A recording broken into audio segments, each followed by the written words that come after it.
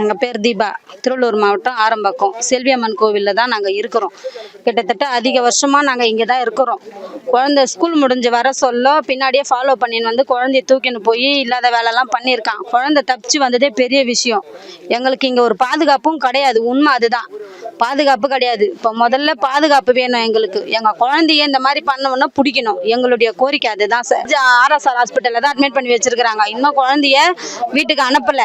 அந்த குழந்தையோட நிலைமை எப்படி இருக்குதுன்னு தெரியல. வச்சிருக்காங்கன்னா அதோடைய பாதிப்பு வந்து அதிகமா இருக்கிறதுனால மட்டும்தான் வச்சிருக்காங்க குழந்தைய.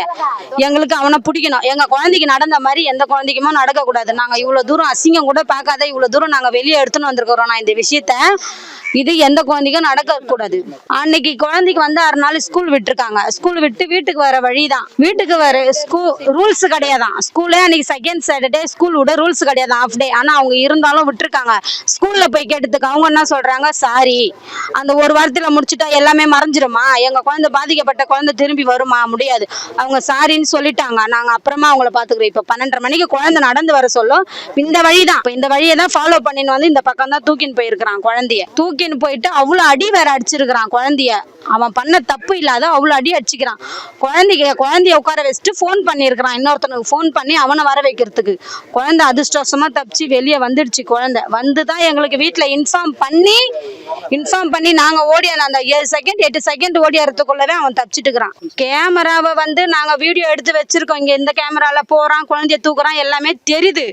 அதை ஏன் டெலீட் பண்ண சொல்றாங்க காவலர்கள் டெலீட் பண்ணுங்க அப்படின்றாங்க. ஏன்னு கேட்டா குழந்தைக்கு பாதுகாப்பு, அவன் உஷாராயிடுவான். அவன் எங்களுக்கு ஃப்ரெண்டு கிடையாது, ரிலையன்ஸ் கிடையாது. எங்களுக்கு நாங்க பேசுறதோ பழகுறதோ எங்க ஸ்டேட்டஸ் அவன் பார்க்கறதோ அவன் ஸ்டேட்டஸ் நாங்க கிடையாது. எங்களுக்கு பாதுகாப்பு, எங்களுக்கு அட்டாச், அது ஒண்ணு மட்டும் தான். எங்களை எதுக்கு டெலீட் பண்ண சொல்றீங்க? நாங்க பண்ண மாட்டோம். எங்களுக்கு ப்ரூஃப் அதுதான். அண்ணா அவனுக்கு என்ன மாதிரி தண்டனை கொடுக்கணும்னா வந்து அவ்வளவுதான், ஆயுள் தண்டனை